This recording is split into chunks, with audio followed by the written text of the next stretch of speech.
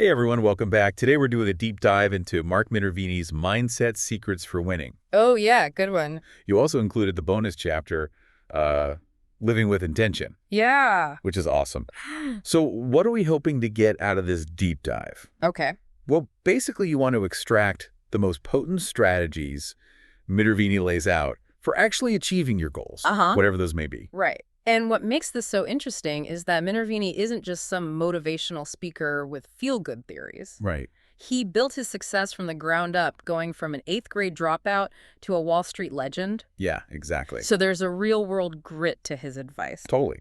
And he kicks things off with a story that really sets the stage. Okay.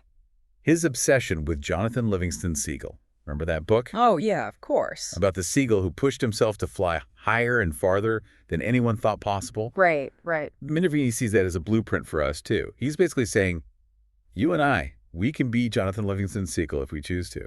And what's holding most people back, according to Minervini, are what he calls fish heads. Ooh, I like that. Those little distractions, those easy wins, those comfortable routines that keep us from going for the truly extraordinary. Yes. It makes you think, what are your fish heads? Right. What are you settling for that might be preventing you from achieving something truly amazing? Ooh, that's a great question to ask ourselves right off the bat. Sure. But Minervini doesn't just leave it at inspiration. Right. He digs deeper into the actual mechanics of how belief works. Right. And he brings up this concept of cognitive dissonance, Okay. which is that mental friction we feel when our actions don't match up with our core beliefs. It's like that classic dilemma he poses. Yeah. Would you murder someone for $10 million? Yeah. Most people recoil not because they wouldn't want the money, but because it goes against their fundamental values. Yeah. It creates intense cognitive dissonance. Right. It's like our brains have a built-in alarm system, Yeah, and it goes off when we try to act in ways that contradict our core programming. for sure. So how does this relate to achieving goals? Yeah. Well, if your actions aren't aligned with what you truly believe about yourself, you're going to self-sabotage, even without realizing it. Absolutely. And it gets even more mind-blowing when Minervini introduces the idea of mind to matter. Okay. He talks about how our thoughts literally shape our physical reality. Whoa. It's not just about thinking positive and hoping for the best. Right. He even backs it up with scientific examples like how Braille readers develop a larger hand sensory area in their brains because of their constant tactile focus. So our thoughts are literally changing our brains. Yeah. Okay, now I'm really paying attention. Yeah. And this ties directly into the next big concept, which is shaping our reality. Mm-hmm. Minervini says it's not about what happens to us, Right. but the meaning we give to those events. He challenges us to try this experiment for a whole week. Repeat the phrase, nothing has meaning except for the meaning I give it. Okay. It sounds simple, but it's a powerful way to start taking control of your interpretations and reactions to the world around you. It's like reframing failure as feedback. Yeah. Right. Exactly. The same event can be devastating to one person and a valuable learning experience to another, Right. all based on their interpretation. Exactly. And this is where we bump up against those pesky limiting beliefs. Yeah. A lot of these are formed early on, often rooted in childhood fears. Minervini gives the example of touching a hot stove as a kid. Yeah. That one painful experience creates a lasting belief.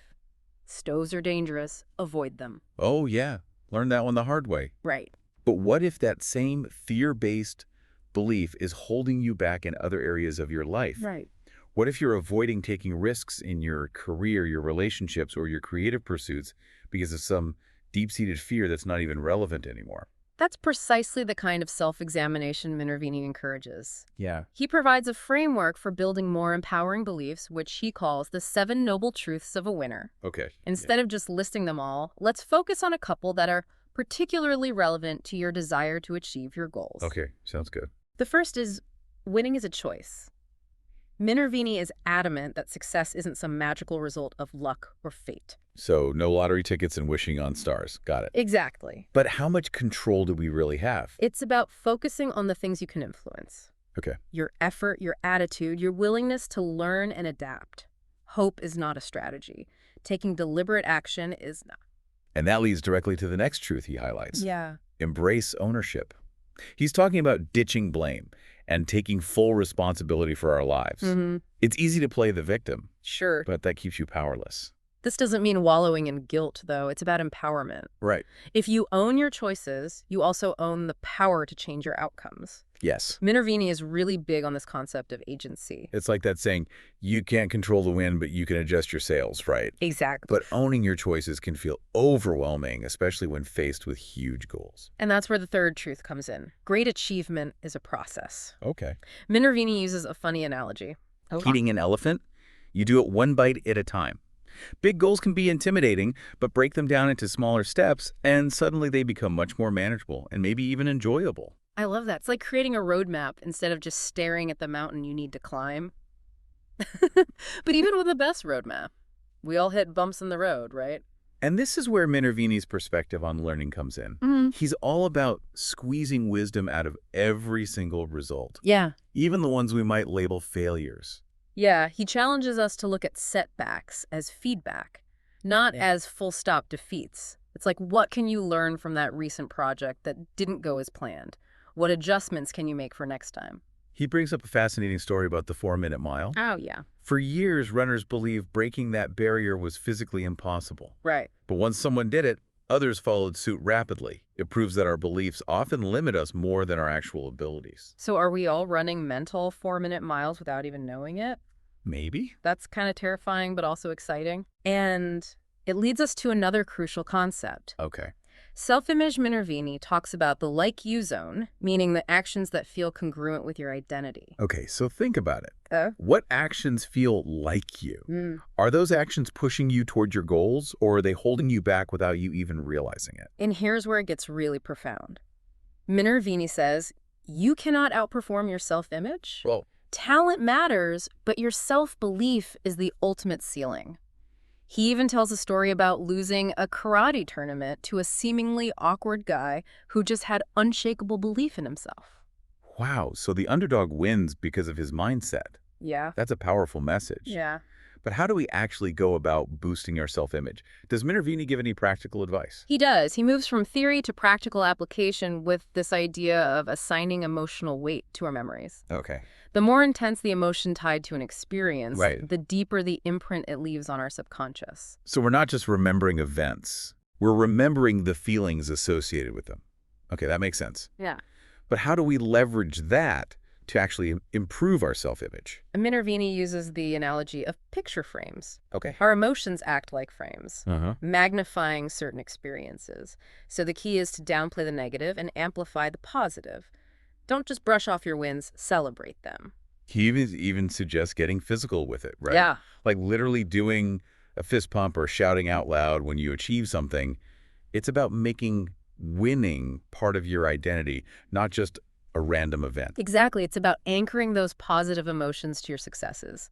And on the flip side, when you do experience setbacks, Right. try to detach from the negative emotions as much as possible. Analyze the situation, extract the lesson, and move on. Okay, I'm starting to see how all these pieces fit together. Belief, self-image, and now commitment, right? Yeah. Minervini seems to make a distinction between just wanting something and being truly committed. He does. He breaks down commitment into 4 stages. Thinking, planning, acting, and then going all in. He tells a great story about his hardcore bodybuilding days to illustrate this. He was so committed to his regimen that he ate by the clock. Whoa. Not by his feelings. Wow. Eating by the clock. Yeah. That's serious dedication. But isn't that a bit extreme? It is, for most people. Most people aren't training for a bodybuilding competition. Right. But the principle is the same. Minervini is emphasizing the power of process and discipline. No? It's about moving beyond wishful thinking and into deliberate, consistent action. He's not saying everyone needs to become a monk, Right. but we do need to figure out what level of commitment we're truly willing to bring to our goals. So where do you usually get stuck in this commitment process? Is it the planning stage? Or maybe taking that initial leap into action? That's a great question for self-reflection, and Minervini adds another layer to this. The importance of having a strong why. If your goals are superficial, you're more likely to give up when things get tough. But a deep, meaningful purpose that will sustain you through the inevitable challenges. Okay, so we've got the mindset piece, the Yeah. self-image piece, the commitment piece. Now what? Well, Does Minervini give us any actual tools or techniques we can use? he does, and this is where it gets really practical. Okay. He introduces something called the Endowed Progress Effect, Okay. which is the idea that we're more motivated when we feel like we're already making progress. Okay. He gives the example of those car wash loyalty cards. Oh, yeah. One card requires 8 washes for a free one, Right. while another requires 10 but starts with 2 stamps already filled. Right. Both cards require the same amount of effort, Yeah. but the one with the pre-filled stamps had a much higher redemption rate. Interesting. People were more motivated because they felt like they were already closer to their goal. So even the illusion of progress can be motivating. Exactly. How can we use this in our own lives? Think about how you frame your goals. Okay. Can you break them down in a way that creates a sense of momentum from the start? Can you celebrate those early milestones to boost your feeling of accomplishment? Even small wins can have a big impact on your motivation. I love that. It's about hacking our own psychology to work for us instead of against us. What other practical tools does Minervini offer? Well, he talks a lot about visualization, Yeah. but not in the way you might think. It's not just about thinking positive and hoping for the best. It's a structured practice, and he outlines specific steps. Can you walk us through a basic visualization exercise? Sure. Drawing from what Minervini describes in the book. First, find a quiet spot where you won't be disturbed. Okay. Close your eyes, take a few deep breaths, and allow your body to relax. Okay. Now bring to mind a time when you achieved something you were really proud of. It doesn't have to be a huge accomplishment. Right. Even something small will work. Okay, got it. Yeah. I'm picturing myself finally finishing that DIY project I've been putting off. Perfect. The feeling of satisfaction when I saw it complete. Focus on the details. Okay. What were you seeing, hearing, feeling in that moment of accomplishment? Yeah. Really immerse yourself in the experience. Yeah. The key is to re-experience those positive emotions as vividly as possible. Okay, I'm doing it. Good. It's amazing how those feelings come rushing back. Now shift your focus to a current goal you're working towards. Okay. Imagine yourself successfully achieving that goal. See yourself taking the necessary steps, overcoming obstacles, and ultimately experiencing the joy of accomplishment. Make it as vivid and emotionally engaging as possible. Wow, this is powerful stuff. Yeah. So we're basically training our minds to believe in our own success before it even happens. Exactly. The more you practice this, the more you'll start to embody that winning mindset in your everyday life. Okay, so we've covered a lot of ground here. We have. From the power of belief to the importance of self-image and commitment to practical tools like the Endowed Progress Effect and visualization. But there's one more piece of the puzzle we haven't touched on yet. Living with intention. Right. What insights does Minervini offer in that bonus chapter? This is where he delves into the pain-pleasure principle, which is the idea that we're fundamentally driven to avoid pain and seek pleasure. It sounds obvious, Right. but how often do we let that principle work against us rather than for us? That's a great point. We might avoid taking risks because we're afraid of the potential pain of failure, or we might stay stuck in a dead-end job because it's comfortable and familiar, even though it's not bringing us any real joy. Minervini shares a personal story about a breakthrough he had in his stock trading career. Oh, okay. He realized he was associating pain with taking losses, even small ones. Yeah. This made him hold on to losing trades for too long, hoping they'd turn around. So he was letting the fear of pain dictate his actions, Yeah. even though it was ultimately hurting his overall performance. Exactly. But then he had a shift in perspective. He started associating pleasure with disciplined risk management, taking small losses to avoid larger ones. It's like that saying, sometimes you have to cut your losses and move on. Right. But it's easier said than done. It is, but that's where the power of intention comes in. What if instead of fearing failure, Yeah. you focused on the pain of not pursuing your goal? Ooh, I like that. What would you miss out on? What would you regret? Ooh, that's a powerful question. It's like flipping the script on fear. Exactly. Instead of focusing on what we might lose, we focus on what we stand to gain. Exactly. By shifting our focus to the potential pain of inaction, we can tap into a powerful source of motivation. This is making me rethink my whole approach to goals. Yeah. Okay, so we've unpacked a ton of valuable insights from Minervini. Yeah. But how do we actually put all this into practice? Where do we even begin? Well, he stresses the importance of creating what he calls lifestyle habits, Okay. meaning moving beyond temporary changes and making lasting shifts in your behavior. He uses the analogy of a board of directors. Okay. The people and influences that shape our decisions. So it's like, who's on your board of directors? Exactly. Are the people you spend time with, Right. the books you read, the information you consume? Yes. Are they supporting your goals or subtly undermining them? It's a great question to ask yourself. Mm-hmm. And he also emphasizes the importance of time blocking, Okay. which is not about finding time for your goals, Right. but about making it So it's not about squeezing things in when you have time. right. It's about scheduling dedicated blocks for your most important priorities. Yes. And then treating those blocks as sacred. Exactly. It's about taking control of your schedule and aligning it with your aspirations.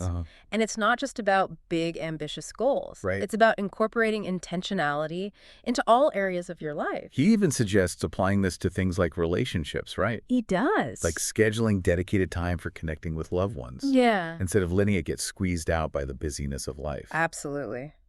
And this leads to another powerful concept that Minervini introduces, whiteboarding. Oh, yeah. He's a huge advocate for using whiteboards to brainstorm ideas, visualize goals, and create action plans. Oh, yeah.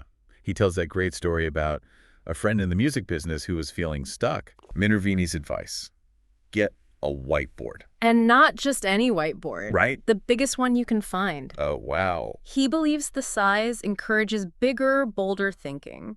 It's about giving yourself permission to dream big, to let all those ideas and possibilities flow freely onto the board without judgment or limitations. I love that. It's like creating a visual representation of your aspirations. Yeah. A tangible reminder of what you're working towards. But it's not just about dreaming, right? Oh. It's about taking action. Exactly. And then he says, put that whiteboard front and center, where you'll see it every day. It's a constant visual reminder of your goals and aspirations, and a great way to track progress and stay accountable. So it's not just a brainstorming tool. No. It's a tool for action and accountability. Yeah. You can literally see whether you're moving towards your goals or getting sidetracked. Right.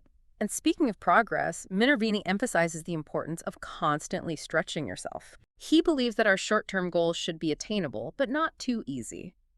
There's a sense of accomplishment that comes from checking things off a list, but if those items are too simple, the satisfaction is fleeting. We need to be challenged in order to grow. So it's about finding that sweet spot between setting yourself up for success and pushing yourself beyond your comfort zone. He introduces the concept of a stretch goal, Okay. which is a near-term goal that pushes you beyond your comfort zone. It's about incremental growth and expansion. He tells a story about two brothers who set income goals for the year. Uh-huh. One brother aimed for a modest increase, while the other set a seemingly unrealistic target. Guess who ended up making more money? The one with the bigger goal. The brother with the stretch goal. It highlights the power of aiming high. Even if you don't hit the exact target, Right. you'll likely achieve more than you would have with a more conservative goal. Makes sense. It's like if you're going to put in the effort anyway, might as well aim for something that really excites you, even if it feels a little scary. And this applies to all areas of life, not just income. Right. What's your stretch goal for your health, your relationships, your creative pursuits? What would it look like to really push yourself beyond what you currently believe is possible? I love that. It's about expanding our own definition of what's possible. Mm. But while Minervini encourages big dreams, Yes. he also emphasizes the importance of making those dreams a reality. He has a great quote, being better comes before being best. Oh, I like that. It's a reminder that mastery takes time and consistent effort. So it's not about overnight success. It's about embracing the journey of continuous improvement. It's inspiring, It is. but also a little intimidating. It can be. But remember, it's all about progress, not perfection. Speaking of taking action, Minervini is clear that dreaming and planning are just the starting point.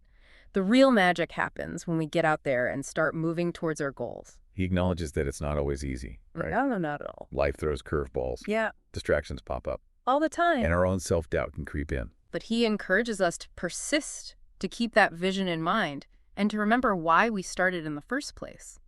He reminds us that everyone faces challenges. It's how we respond to those challenges that defines us. So it's not about avoiding setbacks. It's about developing the resilience to bounce back from them.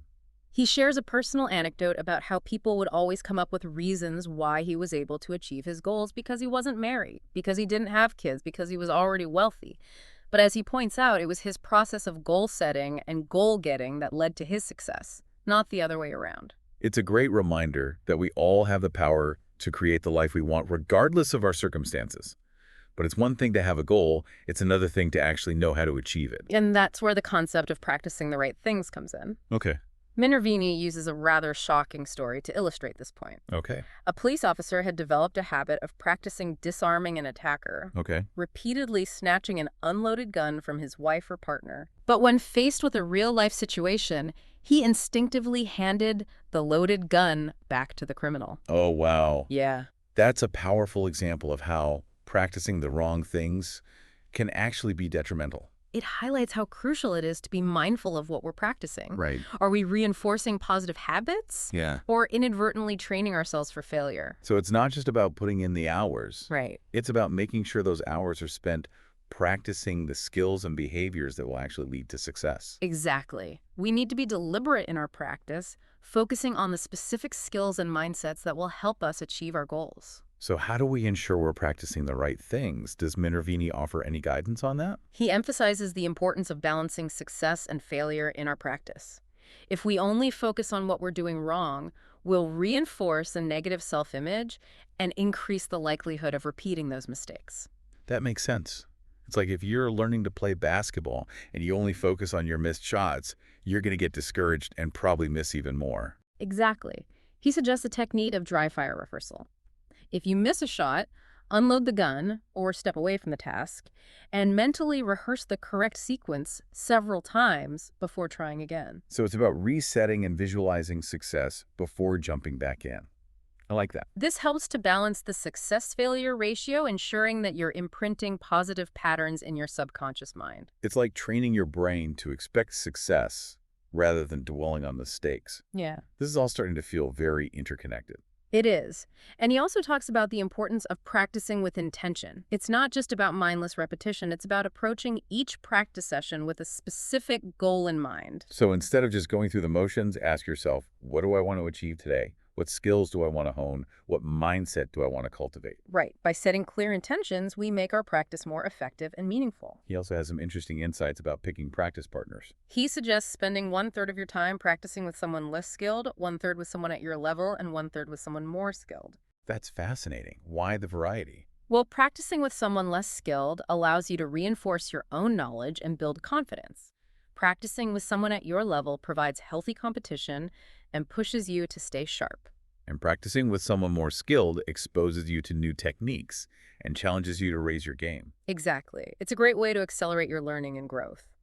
He also says it helps to develop a social practice skill, which is the ability to adjust your approach and try new things in different contexts. So it's about being adaptable and learning to perform under different circumstances. That's a valuable skill in any field. Now let's dive into a fascinating concept that Minervini calls match simulation. Okay, I'm intrigued. What is that? As the name suggests, it's about practicing in conditions that mirror as closely as possible the real performance environment. So like dress rehearsals for actors. Exactly. He uses the example of the Navy SEALs who practiced the raid on Osama bin Laden's compound in a full-scale replica. Wow, that's serious commitment to preparation. But I can see how that level of detail would reduce uncertainty and increase the chances of success. Right. They rehearsed every detail, from the layout of the building to the placement of doorknobs. The goal of match simulation is to transfer your skills seamlessly from practice to performance. Right. By practicing in a realistic environment, you'll feel more confident and prepared when the pressure is on. Exactly. And this applies to all areas of life, not just high-stakes missions. So if I'm giving a presentation at work, I should practice in the actual conference room using the same equipment. Absolutely. And if you're competing in a sporting event, try to simulate the noise and distractions of the crowd in your practice sessions. The more closely your practice environment mirrors the real performance environment, the more prepared you'll be. Makes perfect sense. Minervini also emphasizes the importance of simulating stress in your practice. Oh, that's interesting. Why is that important? Because it's easy to perform well when we're relaxed and comfortable. But what happens when the pressure is on, the stakes are high, and our adrenaline is pumping? Yeah, that's when things can fall apart.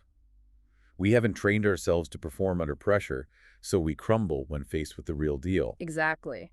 Minervini suggests incorporating stress-inducing elements into your practice sessions. So like adding a time limit Yeah. or having someone observe and critique your performance. Right. By practicing under pressure, you'll develop the mental toughness and emotional resilience needed to perform at your best when it matters most. Okay, so we've talked about the importance of practicing the right things, simulating real-world conditions, and even incorporating stress into our practice. But what about the big day itself? How do we manage our nerves and optimize our performance when it really matters? Well, Minervini points out that most people experience fear or anxiety before a big event. That's perfectly normal. The key is how we respond to those feelings. So it's not about eliminating nerves altogether. It's about channeling that energy in a positive direction. Exactly. He outlines 5 common reasons why people choke under pressure. First, we may not have practiced enough, or we may have practiced the wrong things. Right. We haven't developed the necessary skills or muscle memory to execute effectively under pressure.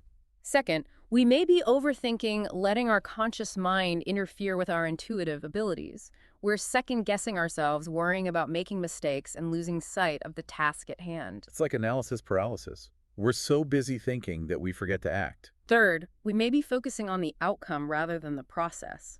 We're so fixated on winning or achieving a certain result that we lose sight of the steps needed to get there. So instead of focusing on hitting a home run, we should focus on making solid contact with the ball. Exactly. Fourth, we may be overly aroused, letting our emotions hijack our performance. Our adrenaline is pumping, our heart rate is racing, and we're not able to think clearly or act decisively. It's like stage fright, but in any high-pressure situation. Right. And fifth, we may fail to let go and trust our training. Yeah. We overtry trying to force a good performance, which only makes things worse. So it's about finding that balance between effort and surrender. We need to prepare diligently, but then trust our instincts and let go of the need to control the outcome. He emphasizes the importance of awareness and preparedness in overcoming these challenges. So we need to be aware of the gap between how we perform in practice and how we perform under pressure. The bigger the gap, the more we need to simulate pressure in our practice sessions. And we also need to be aware of our thoughts and feelings in the lead up to a big event. Are we engaging in negative self-talk? Are we focusing on what could go wrong? Are we letting our emotions spiral out of control? By becoming more aware of our internal state, we can start to take steps to manage our anxiety and optimize our performance. He talks about the importance of hydration and sleep in achieving peak performance. Those are so often overlooked. We tend to focus on the mental and strategic aspects of preparation, but our physical state plays a huge role. He points out that even mild dehydration can significantly impair our cognitive and physical abilities. We need to be drinking water regularly, not just when we feel thirsty, to ensure our bodies are properly hydrated. And sleep is crucial for both physical and mental recovery. He cites research showing that sleep deprivation can have the same effects on our reaction time as being legally drunk. Wow, that's a scary thought. Mm. So we're not doing ourselves any favors by pulling all-nighters before a big presentation. We need to be getting at least 7 hours of sleep per night to allow our bodies and minds to fully recharge. He even suggests incorporating naps into our day if needed, especially if we're facing high-demand situations. And he provides some helpful tips for improving sleep quality, right? Like keeping the bedroom cool, dark, and quiet, avoiding caffeine and alcohol before bed, and disconnecting from electronic devices at least an hour before bedtime. Exactly. Small changes can make a big difference in the quality of our sleep and consequently our performance. Okay, so we're hydrated, well-rested, and aware of the potential pitfalls of pressure. But what about in the moment? What can we do to manage our nerves when we're right there in the thick of it? Minervini reminds us that pressure can distort our perception of time. Everything seems to speed up, leaving us feeling rushed and overwhelmed. That's so true. It's like time is moving faster than our brains can keep up. He emphasizes the importance of training our subconscious mind to execute effectively under pressure. So it's not just about knowing what to do, it's about training our instincts to take over when our conscious minds are freaking out. He outlines 6 steps for achieving this state of peak performance. Step 1 is to find your optimal emotional functioning zone. What does that mean? It's about identifying the emotional state that allows you to perform at your best. For some people, it's about feeling calm and focused, while for others, it's about feeling energized and excited. So it's about knowing yourself and what emotional state brings out your A game. Exactly. The key is to find the sweet spot that allows you to access your skills and abilities without being hijacked by your emotions. Okay, that makes sense. What's step 2? Step 2 is to utilize box breathing. I've heard of that. It's a breathing technique, right? Yes.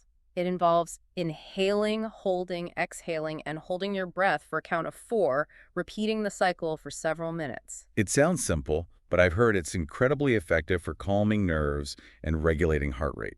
It is. Box breathing helps to shift your focus inward and regain control of your physiological state. Okay, what's next? Step 3 is to dictate body posture. Interesting. How does our posture relate to performance? Our physical posture can have a significant impact on our mental and emotional state. By adopting a powerful and confident posture, we can actually boost our feelings of self-assurance. So it's about standing tall, shoulders back, chest open, making eye contact, and projecting an air of authority. Exactly. It's about sending a message to your brain and to the world that you're in control and ready to perform. Step 4. Step 4 is to prime your nervous system. Okay, how do we do that? This involves setting positive intentions and visualizing success. So it's about creating a mental picture of yourself, performing at your best, achieving your goals, and experiencing the joy of accomplishment. Exactly. By priming your nervous system for success, you're increasing the likelihood of actually achieving it. What about step 5? Step 5 is to utilize positive self-talk. Oh, that's so important. Our inner dialogue can either sabotage us or empower us. Exactly. Our inner dialogue has a powerful impact on our performance. By replacing negative self-talk with positive affirmations, we can boost our confidence and focus. So instead of saying, I'm going to mess this up, we should say, I'm prepared and ready to perform at my best. Right. It's about reframing our thoughts to support our desired outcome. And finally, step 6. Step 6 is to have a pre-performance ritual. Oh, I love rituals. That's like creating a sacred space for yourself before stepping into the arena. This is a sequence of actions that helps you get into the zone and block out distractions. It could involve listening to music, going through a physical warm-up, or engaging in a mental rehearsal. The key is to find a routine that works for you and that allows you to shift your focus inward, preparing your mind and body for peak performance. I can see how having a ritual would help to calm nerves and create a sense of focus and intention. Minervini also talks about the importance of tuning inward, blocking out external distractions, and focusing on the task at hand. He shares a story about Olympic javelin thrower Steve Backley, who experienced a wave of fear and anxiety when he first stepped onto the Olympic stage. He was overwhelmed by the size of the crowd and the magnitude of the event. But then he remembered a successful training session and started to visualize himself performing at his best. Within minutes, he had shifted his focus inward and regained his composure. That's a great example of how having a strategy for managing nerves and refocusing your attention can make all the difference. It's not about eliminating anxiety altogether. It's about channeling that energy in a positive direction. And he emphasizes the importance of picking a point of focus. Our conscious minds can only focus on one or two things at a time. By choosing a specific point of focus, we can block out distractions and maintain our concentration. This could be a physical object, a mental image, or even a word or phrase that helps you to stay grounded and focused.